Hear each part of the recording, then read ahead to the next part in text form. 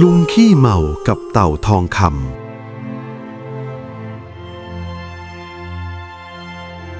นานมาแล้วในหมู่บ้านเล็กๆแห่งหนึ่งที่ตั้งอยู่ใกล้หนองน้ำและทุ่งนาผู้คนในหมู่บ้านใช้ชีวิตเรียบง่ายปลูกข้าวหาปลาและช่วยเหลือกันตามวิถีชาวบ้านในหมู่บ้านนั้นมีชายชราคนหนึ่งชื่อว่าลุงเพ็งชาวบ้านเรียกเขาติดปากว่าลุงเพ็งขี้เมาในอดีตลุงเพ็งเคยเป็นชาวนาขยันแต่หลังจากภรรยาเสียชีวิตเขาก็เริ่มดื่มเหล้านาโดนขายบ้านก็เหลือเพียงกระท่อมเก่าๆชาวบ้านบางคนสงสารแต่บางคนก็หัวเราะเยาะเด็กๆบางคนมักแอบกระซิบกันว่าอย่าไปใกล้ลุงเพ็งเดี๋ยวกลิ่นเหล้าติดตัวแต่ถึงแม้จะเป็นคนขี้เมาแต่ลุงเพ็งไม่เคยทำร้ายใครไม่เคยโกงใครแต่ตรงกันข้ามเขากลับเป็นคนใจดีถ้าบ้านไหนไม่มีแรงไถนาลุงเพ็งก็จะไปช่วยถ้าเด็กๆในหมู่บ้านตกปลาไม่ได้เขาก็สอนวิธีวางไซถ้าคนแก่ไม่มีฟืนเขาก็ช่วยตัดไม้มาให้แต่เพราะเสื้อผ้าเก่าๆกับกลิ่นเหล้าที่ติดตัวหลายคนจึงมองว่าลุงเพ็งเป็นเพียงคนขี้เมาธรรมดาลุงเพ็งอาศัยอยู่ในกระท่อมไม้เล็กๆริมหนองน้ำใช้ชีวิตเรียบง่ายเช้าก็ออกไปหาปลาสายๆก็หาผักริมหนองตกเย็นก็กลับมาหุงข้าวกินกับปลาย่างเพียงใช้ชีวิตอย่างเรียบง่ายวันหนึ่งหลังจากฝนตกใหม่ๆลุงเพ็งเดินลุยโคลนไปดูไซดักปลาแต่ระหว่างทางเขาได้ยินเสียงเบาๆก๊อกก๊อกลุงเพ็งก้มลงมองตรงพงหญ้าริมน้ำมีเต่าตัวหนึ่งนอนพลิกคว่ำอยู่เหมือนมันติดอยู่ในโคลนกระดองของมันดูหม่นๆเหมือนเต่าธรรมดาทั่วไปแต่เมื่อแสงแดดส่องกระทบเหมือนมีประกายบางอย่างวาบขึ้นมาลุงเพ็งเกาหัวเอ๊ะเต่าที่ไหนมานอนติดโคลนแบบนี้ล่ะเขาค่อยๆอุ้มมันขึ้นมาล้างโคลนออกด้วยน้ำในหนองแล้วพูดกับมันช้าๆเหมือนเพื่อนเก่าว่าเอ็งคงลำบากชินะเจ้าตัวเล็กอยู่ตรงนี้เดี๋ยวก็ตายหรอกแทนที่จะเอาไปขายหรือเอาไปกินลุงเพ็งกลับพามันไปปล่อยในแอ่งน้ำที่ปลอดภัยก่อนจะพูดทิ้งท้ายว่าไปเถอะกลับไปบ้านของเจ้าเถิดอย่าไปติดโคลนนั้นอีกล่ะเต่าตัวนั้นหยุดนิ่งอยู่ครู่หนึ่งเหมือนมันมองหน้าลุงเพ็งแล้วค่อยๆว่ายหายลงไปในน้ำลุงเพ็งก็ไม่ได้คิดอะไรเขาเดินไปดูไซต่อเหมือนทุกวันแต่ลุงเพ็งไม่รู้เลยว่าเต่าตัวนั้นไม่ใช่เต่าธรรมดาและการช่วยเหลือเล็กๆในวันนี้กำลังจะกลายเป็นจุดเริ่มต้นของตำนานที่คนทั้งหมู่บ้านจะเล่าขานกันไปอีกนาน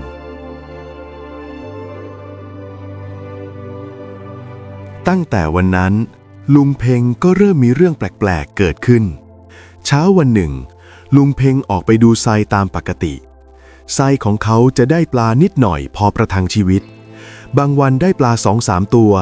บางวันก็ไม่ได้อะไรเลยแต่วันนี้ไซแทบทุกอันเต็มไปด้วยปลานิลปลาช่อนปลาตะเพียนดิ้นกระดิกแน่นไปหมดลุงเพ็งถึงกับหัวเราะโอ้โหวันนี้ปลาเข้าบุญขนาดนี้เชียวหรือเขาเก็บปลาใส่ตะกร้าแต่ก็ไม่ได้เก็บไว้คนเดียวระหว่างทางกลับบ้านเขาแบ่งปลาให้บ้านนั้น2 ตัวบ้านนี้3 ตัวชาวบ้านบางคนก็แปลกใจลุงเพ็งวันนี้ไปได้ปลามาจากไหนเยอะจังลุงเพ็งยักไหล่ไม่รู้เหมือนกันอยู่ๆก็เต็มไซไปหมดวันต่อมาก็เป็นแบบเดียวกันปลาเข้ามาในไซของลุงเพ็งมากกว่าปกติราวกับมีใครช่วยต้อนปลาเข้ามาแต่สิ่งที่แปลกยิ่งกว่านั้นเกิดขึ้นในคืนหนึ่งคืนนั้นพระจันทร์เต็มดวงแสงจันทร์ส่องลงบนผิวน้ำของหนองอย่างสวยงามลุงเพ็งนั่งอยู่หน้ากระท่อมจิบเหล้าเงียบๆจู่ๆจ๋อมเสียงน้ำกระเพื่อมเบาๆดังขึ้นจากหนองลุงเพ็งหันไปมองและสิ่งที่เขาเห็นทำให้เขาต้องหรี่ตาดูอีกครั้งกลางหนองน้ำมีบางอย่างกำลังส่องประกายสีทองมันเคลื่อนไหวช้าๆใต้น้ำเหมือนสิ่งมีชีวิตกำลังว่ายอยู่แสงนั้นสะท้อนกับแสงจันทร์จนดูเหมือนก้อนทองคำลอยอยู่ในหนองลุงเพ็งขมวดคิ้วตาฝาดหรือเปล่าเราหรือข้าเมาแล้ววะเขาลุกขึ้นเดินไปที่ขอบหนองแสงนั้นค่อยๆเคลื่อนเข้ามาใกล้แล้วโผล่ขึ้นเหนือผิวน้ำช้าๆลุงเพ็งถึงกับอ้าปากค้างเพราะสิ่งที่โผล่ขึ้นมานั้นคือเต่าตัวหนึ่ง แต่กระดองของมันเปล่งประกายสีทองอ่อนๆใต้แสงจันทร์มันหยุดอยู่ใกล้ฝั่งเหมือนกำลังมองมาที่ลุงเพ่งแล้วเขาก็พึมพำเบาๆว่าหรือว่าเองจะเป็นตัวเดียวกับวันนั้นเต่าทองตัวนั้นไม่หนีมันเพียงแต่ลอยตัวนิ่งๆอยู่ในน้ำแล้วค่อยๆดำน้ำหายไปทิ้งไว้เพียงระลอกคลื่นเบาๆบนผิวน้ำลุงเพ่งยืนมองอยู่นานก่อนจะส่ายหัวแล้วหัวเราะกับตัวเองสงสัยเราจะเมาจริงๆแล้วล่ะตั้งแต่คืนนั้นเป็นต้นมาลุงเพ่งเริ่มรู้สึกว่ามีบางอย่างในหนองน้ำแห่งนี้กำลังเฝ้ามองดูเขาอยู่เวลาผ่านไปไม่นานฤดูกาลฝนที่เคยชุ่มฉ่ำของหมู่บ้านก็เริ่มเปลี่ยนไปปีนี้ฝนตกเพียงไม่กี่ครั้งเมฆดำที่เคยลอยมาปกคลุมท้องฟ้ากลับหายไปอย่างน่าประหลาด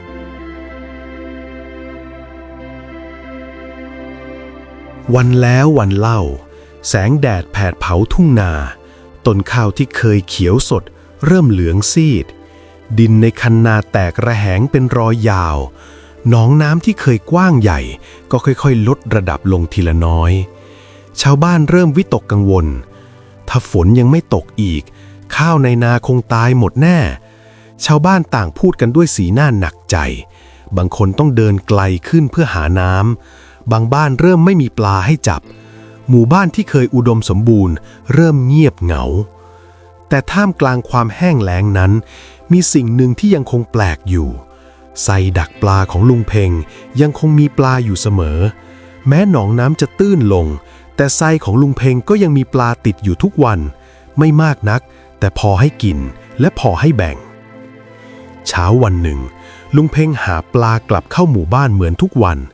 เด็กๆวิ่งมาหาเขาลุงเพ่งวันนี้ได้ปลาไหมลุงเพ่งหัวเราะเบาๆได้มานิดหน่อยเอาไปแบ่งกันเถิดเขาแบ่งปลาให้บ้านที่ลำบากก่อนบ้านคนแก่บ้านแม่ไม้บ้านที่มีเด็กเล็กแม้บางวันเขาเองก็แทบไม่เหลืออะไรแต่ลุงเพ่งก็ไม่เคยหวงชาวบ้านหลายคนเริ่มพูดกันแปลกนะหนองแทบแห้งแต่ลุงเพ่งยังได้ปลาบางคนก็เริ่มสงสัยหรือเขาจะมีเคล็ดลับอะไรแต่ลุงเพ่งก็เพียงยิ้มแล้วตอบเหมือนเดิมข้าก็แค่ไปวางไซเหมือนทุกวันนั่นแหละคืนนั้นเองลุงเพ่งนั่งอยู่หน้ากระท่อมมองหนองน้ำที่แห้งลงไปมากเขาถอนหายใจเบาๆถ้าฝนยังไม่มาชาวบ้านคงลำบากหนักแน่ๆทันใดนั้นผิวน้ำที่เงียบสงบก็เกิดระลอกคลื่นเล็กๆจ๋อมลุงเพ่งหันไปมองแสงสีทองอ่อนๆค่อยๆปรากฏขึ้นกลางหนองเต่าทองตัวนั้นกลับมาอีกครั้งมันลอยตัวอยู่ในน้ำกระดองส่องประกายใต้แสงจันทร์ลุงเพ่งยิ้มออกมาอ้าวเจ้าตัวเล็กกลับมาอีกแล้วหรือเต่าทองว่ายเข้ามาใกล้ฝั่งช้าๆเหมือนกำลังฟังเสียงลุงเพ่งแล้วลุงเพ่งก็พูดกับมันเหมือนเพื่อนเอ็งรู้ไหมปีนี้ฝนไม่ตกเลยนะชาวบ้านลำบากกันหมดเต่าทองนิ่งอยู่ครู่หนึ่งจากนั้นมันก็หันตัวแล้วว่ายออกไปทางกลางหนองก่อนจะดำน้ำหายไปลุงเพ่งไม่ได้คิดอะไรเขาเพียงมองผิวน้ำที่กลับมาเงียบสงบแต่ในคืนถัดมาสิ่งประหลาดยิ่งกว่าเดิมก็เกิดขึ้นเพราะในบริเวณหนองที่เกือบจะแห้งนั้นจู่ๆก็มีน้ำผุดขึ้นมาจากใต้ดินใสเย็นและไม่เคยแห้งราวกับว่ามีบางสิ่งกำลังช่วยเหลือหมู่บ้านแห่งนี้อยู่และชาวบ้านยังไม่รู้เลยว่าการช่วยเต่าตัวหนึ่งของลุงเพ่งกำลังจะช่วยชีวิตคนทั้งหมู่บ้านรุ่งเช้าวันถัดมาลุงเพ่งถือข้องปลาเดินไปดูไซเหมือนทุกวันแม้ภัยแล้งจะยังคงหนักหนาแต่เขาก็ยังไม่เคยหยุดทำมาหากินเมื่อเดินมาถึงหนองน้ำลุงเพ่งก็ต้องหยุดยืนมองด้วยความประหลาดใจบริเวณกลางหนองที่เคยตื้นเขินกลับมีแอ่งน้ำใสผุดขึ้นมาใหม่น้ำในแอ่งนั้นใสสะอาดมองเห็นพื้นดินด้านล่างชัดเจนทั้งที่รอบๆหนองดินยังแห้งแตกระแหงแต่ตรงนั้นกลับมีน้ำเย็นขึ้นมาไม่หยุดลุงเพ่งก้มลงตักน้ำขึ้นมาดมน้ำเย็นจริงๆเขาลองดื่มเล็กน้อยน้ำมีรสหวานเย็นสดชื่นอย่างประหลาดลุงเพ่งจึงรีบไปบอกชาวบ้าน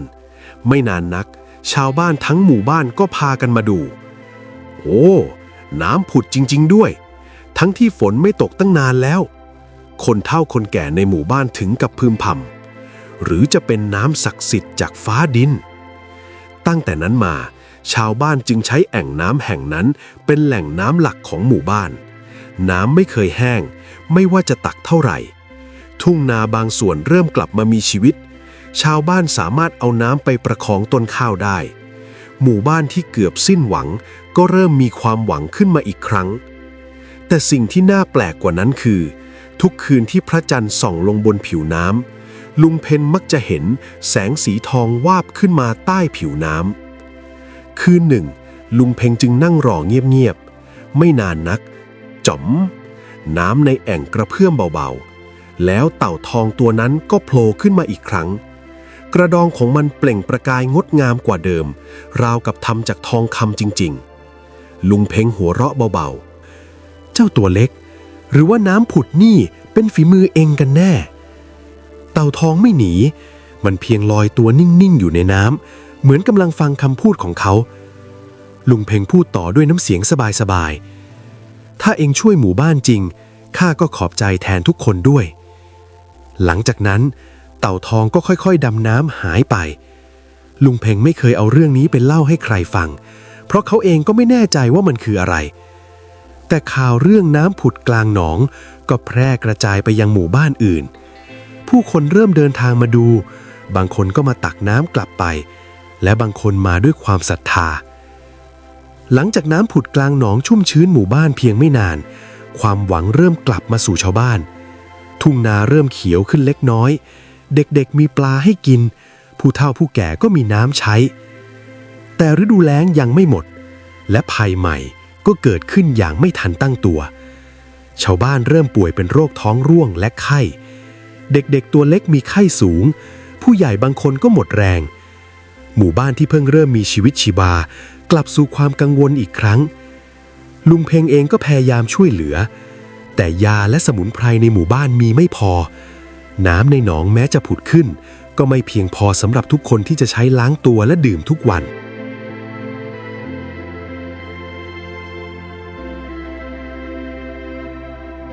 คืนหนึ่งลุงเพ็งนั่งหน้ากระท่อมมองแสงจันทร์สะท้อนผิวน้ำในหนองเจ้าตัวเล็กพวกเราลำบากอีกแล้วลุงเพ็งพูดเบาๆราวกับคุยกับเต่า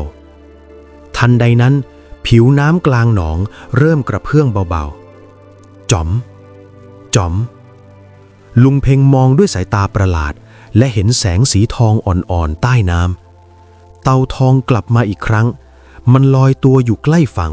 กระดองเปล่งประกายสว่างในความมืดลุงเพ็งพูดกับมันด้วยน้ำเสียงจริงใจช่วยพวกเราด้วยเถิดพวกเราลำบากจริงๆสงสารเด็กๆที่กำลังเติบโตเต่าทองไม่หนี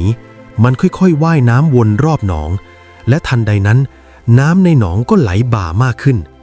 น้ำใสเย็นขึ้นทุกส่วนของหนองวันต่อมาชาวบ้านที่ป่วยสามารถดื่มน้ำสะอาดล้างตัวและใช้ทำอาหารไม่นานผู้ป่วยก็เริ่มฟื้นตัวทีละคนเด็กๆที่มีไข้ก็ลดลงผู้ใหญ่ที่หมดแรงก็เริ่มเดินได้เหมือนได้ยารักษาโดยไม่ต้องใช้สมุนไพรอะไรชาวบ้านประหลาดใจและซาบซึ้งใจพวกเขาไม่รู้เลยว่าใครเป็นผู้ช่วยแต่ลุงเพ็งรู้และหัวใจเขาก็อบอุ่นเจ้าตัวเล็กข้าขอบใจแทนพวกเขานะหมู่บ้านนี้รอดแล้วเขาพึมพำเบาๆริมหนองน้ำหลังจากคืนนั้นชาวบ้านเริ่มเห็นความมหัศจรรย์ของน้ำผุดและเต่าทองแต่ยังไม่มีใครกล้าเข้ามาในหนองยามค่ำคืนจนกระทั่งข่าวเรื่องเต่าทองคำและน้ำวิเศษแพร่กระจายออกไปผู้คนจากหมู่บ้านอื่นเริ่มได้ยินต่างก็หลั่งไหลกันมาบางกลุ่มมาเอาน้ำศักดิ์สิทธิ์ที่สามารถรักษาโรคบางกลุ่มมาด้วยความศรัทธาแต่บางกลุ่มมาด้วยความโลภพวกเขาเริ่มเชื่อว่าใต้หนองแห่งนี้ต้องมีของวิเศษหรือสมบัติล้ำค่าซ่อนอยู่และการมาของคนเหล่านั้นกำลังจะนำปัญหาใหญ่มาสู่หมู่บ้านที่สงบแห่งนี้วันหนึ่งมีเฒ่าแก่สัวเดินทางมาถึงหมู่บ้านเขาเป็นคนร่ำรวยจากเมืองใหญ่แต่ก็ขึ้นชื่อว่าเป็นคนเจ้าเล่ห์ เมื่อได้เห็นแอ่งน้ำใสที่ผุดขึ้นกลางหนองเขาก็หลีตามองอย่างครุ่นคิดน้ำผุดขึ้นมาได้เองไม่มีทางเกิดขึ้นโดยไม่มีเหตุ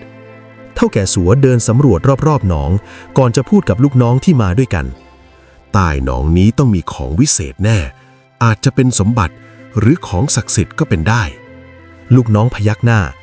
หรืออาจจะมีทองคำก็ได้ขอรับเท่าแก่สัวยิ้มบางๆตั้งแต่วันนั้นเป็นต้นมาเขาก็เริ่มวางแผนบางอย่างกลางดึกคืนหนึ่งเท่าแก่สัวกับลูกน้องแอบมาที่หนองน้ำพวกเขานำแหอวนและเครื่องมือขุดดินมาด้วย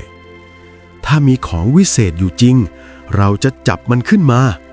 เท่าแก่สัวพูดเสียงเบาพวกเขาเริ่มลากอวนในแอ่งน้ำบางคนก็พยายามขุดดินรอบๆแต่น่าแปลกน้ำที่เคยใสสะอาดกลับเริ่มขุ่นขึ้นอย่างประหลาดและไม่นานนักน้ำที่เคยผุดขึ้นมาไม่หยุดก็เริ่มหยุดไหลลูกน้องคนหนึ่งเริ่มรู้สึกกลัวเท่าแก่ข้ารู้สึกไม่ดีเลยแต่เท่าแก่สัวไม่สนใจขุดต่อในขณะนั้นเองจ๋อมเสียงน้ำกระเพื่อมดังขึ้นกลางหนองทุกคนหันไปมองใต้แสงจันทร์มีบางอย่างส่องประกายสีทองขึ้นมาแล้วสิ่งนั้นก็ค่อยๆโผล่ขึ้นเหนือผิวน้ำมันคือเต่าทองคำกระดองของมันเปล่งประกายงดงามจนทุกคนต้องตกตะลึงเท่าแก่สัวถึงกับตาโตทองจริงๆเขารีบตะโกนจับมันลูกน้องรีบโยนอวนลงไปแต่ทันทีที่อวนตกลงน้ำเต่าทองก็ดำน้ำหายไปอย่างรวดเร็วและในชั่วพริบตาลมเย็นก็พัดผ่านหนองอย่างแรงผิวน้ำเริ่มหมุนวนลูกน้องบางคนตกใจจนล้มเท่าแก่สัวเริ่มหน้าซีดทันใดนั้นน้ำในแอ่งที่พวกเขาขุดก็เริ่มยุบตัวลงแอ่งน้ำใสที่เคยผุดขึ้นมากลับกลายเป็นเพียงหลุมโคลนธรรมดาเท่าแก่สัวตกตะลึงเกิดอะไรขึ้นลูกน้องพูดเสียงสั่นเท่าแก่หรือเราจะลบหลู่ของศักดิ์สิทธิ์พวกเขารู้สึกหวาดกลัวแล้วรีบหนีออกจากหนองกลางดึก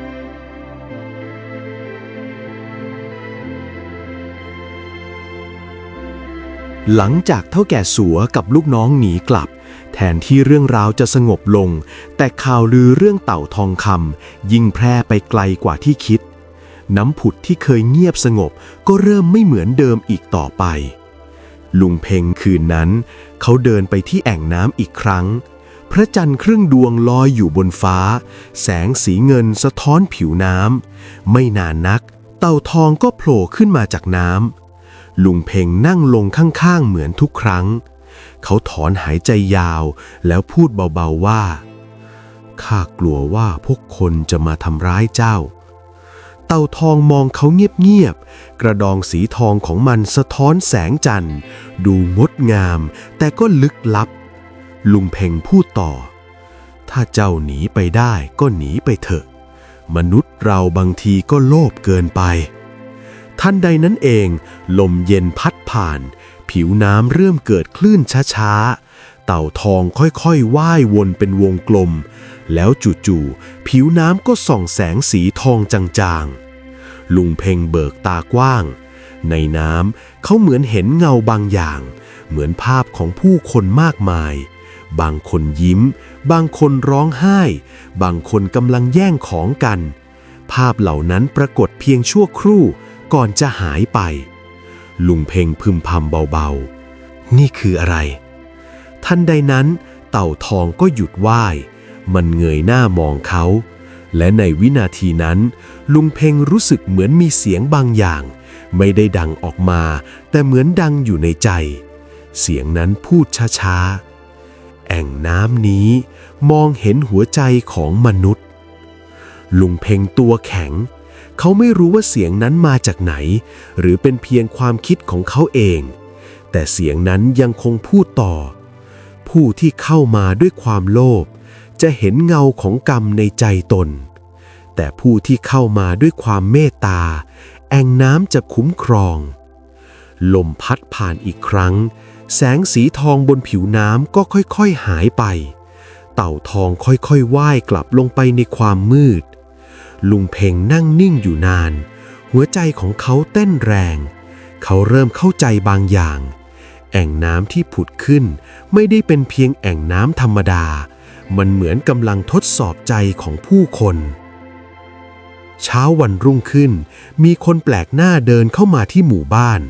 บางคนถือแหบางคนถือกับดักบางคนถึงกับพกเสียมและจอบพวกเขาพูดกันเสียงดังถ้าจับเต่าทองได้คงขายได้เงินเป็นกองแน่ชาวบ้านบางคนเริ่มลังเลบางคนก็เริ่มโลภแม้แต่คนที่เคยอยู่กันอย่างสงบก็เริ่มกระซิบกันถ้ามันเป็นเต่าทองจริงเราควรเอามาเป็นของหมู่บ้านไหม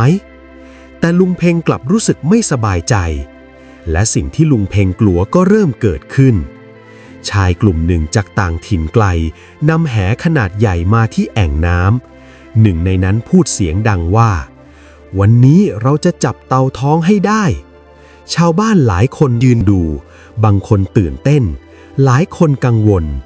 ลุงเพ็งรีบเดินเข้าไปขวางอย่าทำแบบนี้เลยแอ่งน้ำนี้คือชีวิตของหมู่บ้านเราแต่ชายคนนั้นหัวเราะถ้าแกไม่อยากรวยก็หลบไป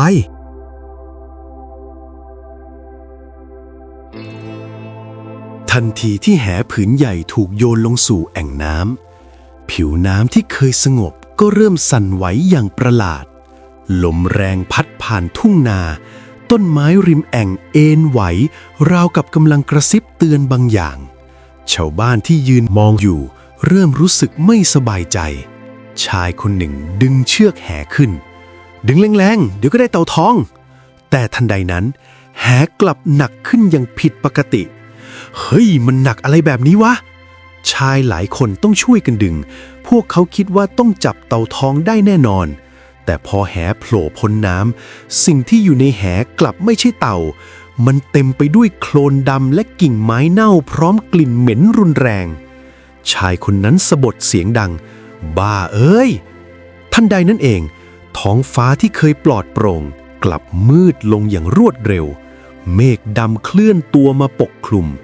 ลมพัดแรงขึ้นเรื่อยๆชาวบ้านเริ่มมองหน้ากันผู้เฒ่าคนหนึ่งพึมพำเสียงสั่นแอ่งน้ำกำลังโกรธ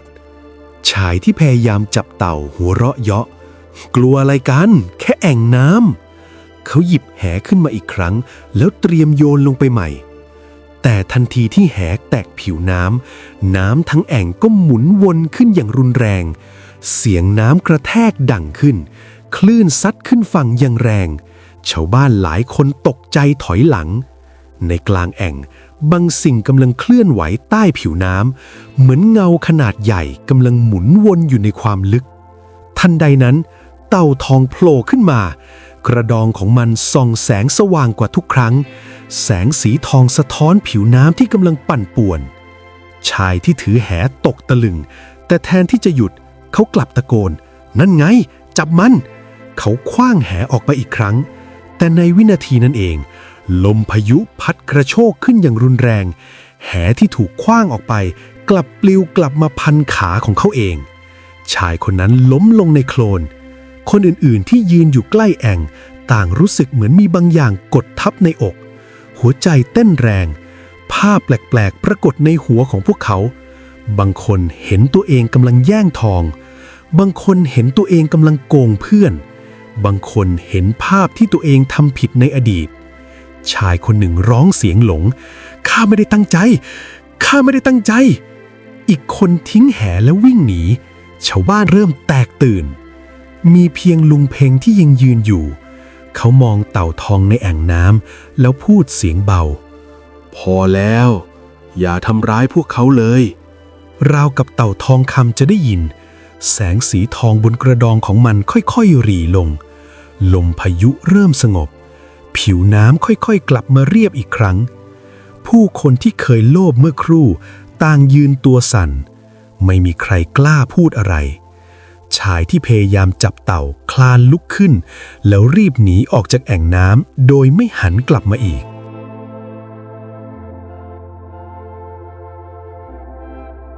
หลังเหตุการณ์คนโลภหนีจากหนองน้ำไปชาวบ้านเริ่มเข้าใจอย่างลึกซึ้งว่า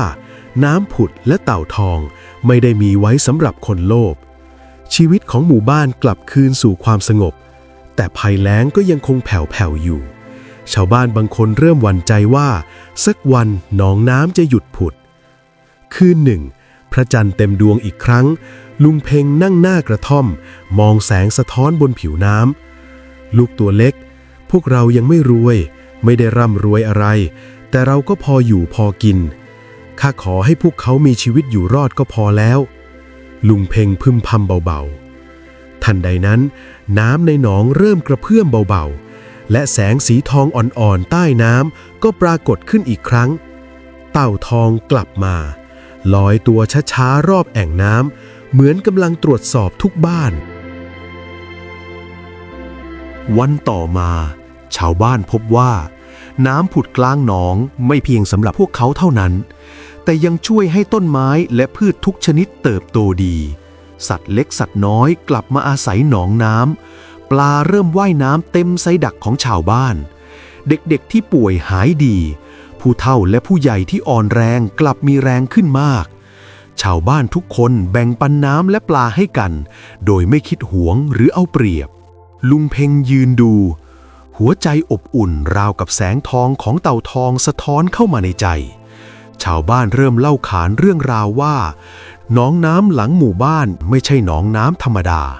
และเต่าทองคือผู้พิทักษ์ที่ช่วยตอบแทนผู้มีใจเมตตาจากนั้นเรื่องราวของลุงเพ็งและเต่าทองก็ถูกบอกต่อไปยังเด็กๆเป็นบทเรียนเรื่องความอดทนความซื่อสัตย์และการช่วยเหลือผู้อื่นเวลาผ่านไปหลายปีหมู่บ้านเล็กๆริมหนองน้ำเริ่มสงบสุขอีกครั้งชาวบ้านเรียนรู้ความพอเพียงใช้ชีวิตเรียบง่ายและช่วยเหลือซึ่งกันและกันหนองน้ำหลังหมู่บ้านยังคงใสผุดขึ้นไม่ขาดสายปลาเริ่มว่ายน้ำและมีมากขึ้นทุกคืนพระจันทร์เต็มดวงชาวบ้านจะเห็นแสงสีทองวาบใต้ผิวน้ำเป็นสัญลักษณ์แห่งความเมตตาและความดีลุงเพ็งแม้แก่เฒ่าแล้วก็ยังนั่งหน้ากระท่อมหัวเราะเบาๆกับเด็กๆเล่าถึงเต่าทองตัวนั้นให้ฟังเต่าตัวนี้ไม่ได้ช่วยพวกเราเพราะเราเก่งหรือรวยแต่มันช่วยเพราะเราอดทนมีน้ำใจและไม่โลภลุงเพ็งพูดด้วยน้ำเสียงเรียบง่ายชาวบ้านหลายคนเริ่มสร้างที่พักเล็กๆริมหนองน้ำเพื่อให้เด็กๆได้มาดูปลาและสอนให้รู้จักความดีความอดทนและการช่วยเหลือผู้อื่นเรื่องราวของลุงเพ็งและเต่าทองถูกเล่ารุ่นต่อรุ่นกลายเป็นตำนานพื้นบ้านที่สอนให้ทุกคนเข้าใจว่าความอดทนและความซื่อสัตย์จะได้รับผลตอบแทนในเวลาที่เหมาะสมการช่วยเหลือผู้อื่นแม้เป็นเรื่องเล็กๆแต่ก็มีคุณค่าความโลภและความเห็นแก่ตัวจะทำให้พลาดสิ่งดีๆในชีวิตและทุกครั้งที่พระจันทร์เต็มดวงชาวบ้านจะมองเห็นหนองน้ำมีแสงสีทองอ่อนๆแล้วรู้สึกอบอุ่นในใจนี่คือตำนานลุงขี้เมาและเต่าทองคำเรื่องราวที่เล่าขานถึงความดีความเมตตาและชีวิตพอเพียงที่สอนใจคนทั้งหมู่บ้านตลอดกาล